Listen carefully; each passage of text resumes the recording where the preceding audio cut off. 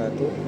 Perkenalkan, nama saya Muhammad Royhan dengan NIM K1011231003. Pada kesempatan ini saya ingin mempresentasikan hasil analisis data dengan judul pemodelan GSR 1,1 terhadap jumlah perjalanan wisatawan Nusantara di Kabupaten Kayong Utara, Ketapang, dan Kuburaya, Kalimantan Barat.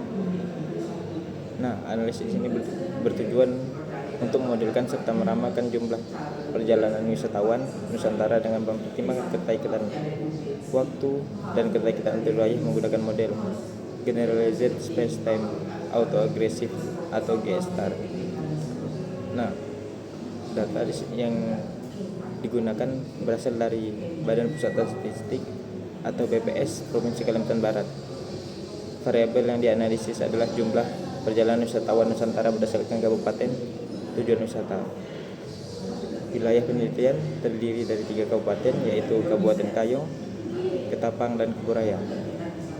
Nah, dari ketiga wilayah ini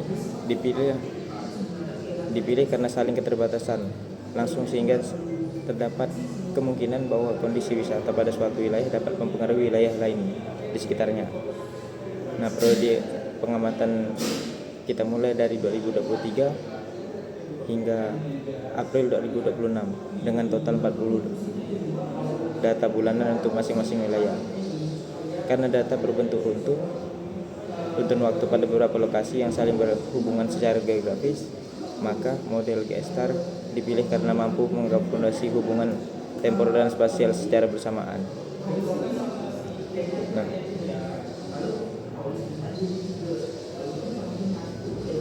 pertama saya menggunakan TechArc yang diperlukan, yaitu MAGIC, ML Metric, dan T-Series. Tahap ini penting karena fungsi-fungsi yang digunakan dalam analisis berasal dari TechArc tersebut.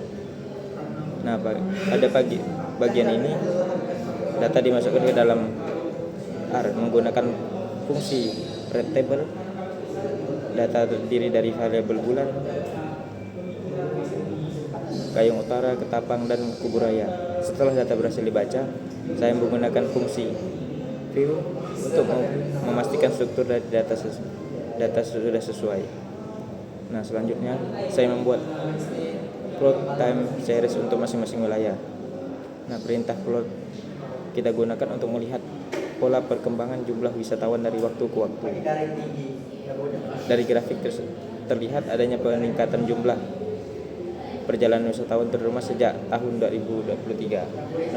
Nah, Kuburaya memiliki jumlah perjalanan wisatawan tertinggi dibandingkan 2 wilayah lainnya.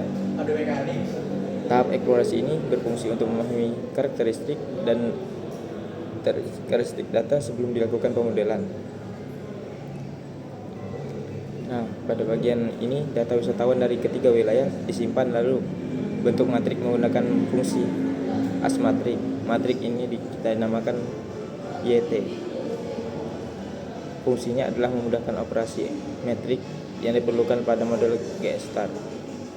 Berikutnya saya bentuk matrik bobot spasial dan matrik W. Karena ketiga kabupaten saling bertetangga, maka setiap pasangan wilayah diberikan bobot yang sama, yaitu 0,5.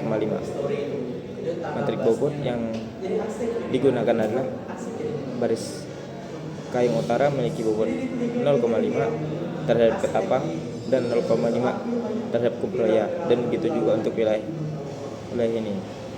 Fungsi matrik bobot ini adalah gambar mempengaruhi spasial antar wilayah. Nah, setelah matrik bobot diperoleh,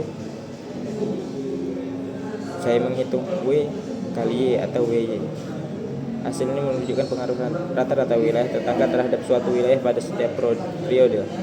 Dalam model GSTAR, komponen WY digunakan sebagai variabel spasial. Jadi jika Y menunjukkan pengaruh masa lalu wilayah itu sendiri, maka WY menunjukkan pengaruh wilayah lain yang bertetangga. Selanjutnya dibentuk desain matrik. Model GSTAR 1,1 kita gunakan lag waktu ke-1 atau autoaggressive order 1 dan lag spasial ke-1 spasial lag order 1. Karena itu setiap wilayah memiliki 2 perubahan penjelas, yaitu nilai wilayah itu sendiri pada periode sebelumnya dan nilai spesial pada periode sebelumnya. Matrik desain inilah yang nantinya kita gunakan untuk mengestimasi parameter model. Nah, parameter model diestimasikan menggunakan metode ordinary least square atau OLS.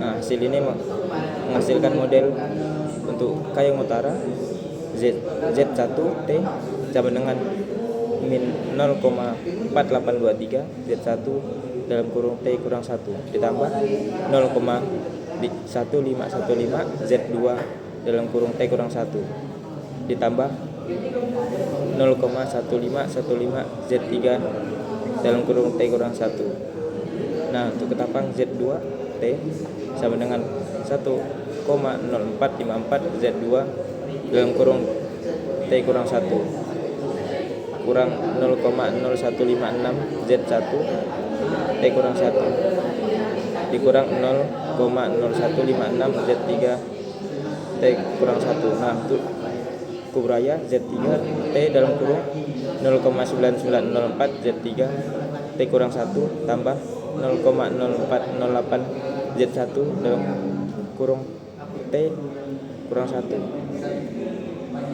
kita tambah 0,0408 Z2 T kurang 1. Nah, dari ini ketapang dan kubraya memiliki pengaruh masa lalu yang sangat kuat terhadap dirinya sendiri karena koefisien autoregresif mendekati 1. Sedangkan Kayong Utara lebih dipengaruhi oleh kondisi wilayah tetangganya dibandingkan oleh nilai masa lalunya sendiri. Nah, tahap berikutnya kita akan memeriksa kestabilan model. Hal ini dilakukan dengan menghitung eigenvalue dari matrik B. Kriteria yang digunakan adalah spektral radius harus kurang dari 1 agar model benar-benar stasioner. Diperoleh spektral radius besar 1,019344. Nilai ini sedikit lebih besar dari 1 sehingga model berada pada kondisi mendekati tidak stasioner atau neutron. Artinya, model masih dapat digunakan namun akurasi peramalan jangka panjang perlu diperhatikan. Setelah parameter diperoleh, saya menghitung nilai taksiran atau fitted value, kemudian hasil prediksi dibandingkan dengan data aktual melalui grafik. Nah, dari grafik ini menunjukkan bahwa model mampu mengikuti pola data ketapang dan kuburaya dengan cukup baik. Namun pada Kayong masih terdapat beberapa penyimpangan terutama saat terjadi lonjakan data. Untuk mengukur akurasi model, kita gunakan RMSE dan MAPE.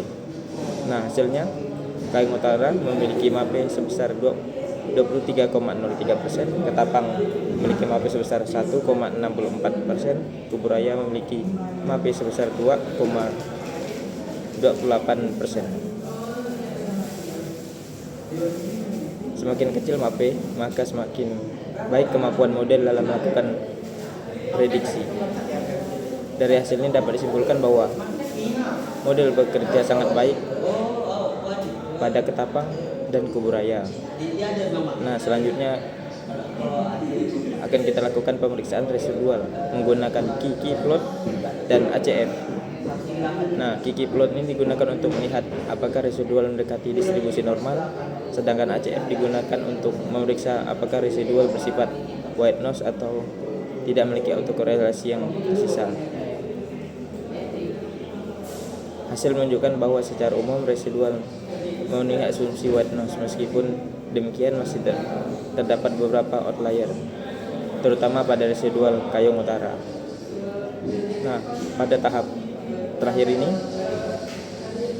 kita dapat melakukan peramalan 4 periode ke depan, yaitu dari Mei sampai Agustus 2026. Hasil forecasting yang diperoleh adalah, kita bisa lihat dari video ini.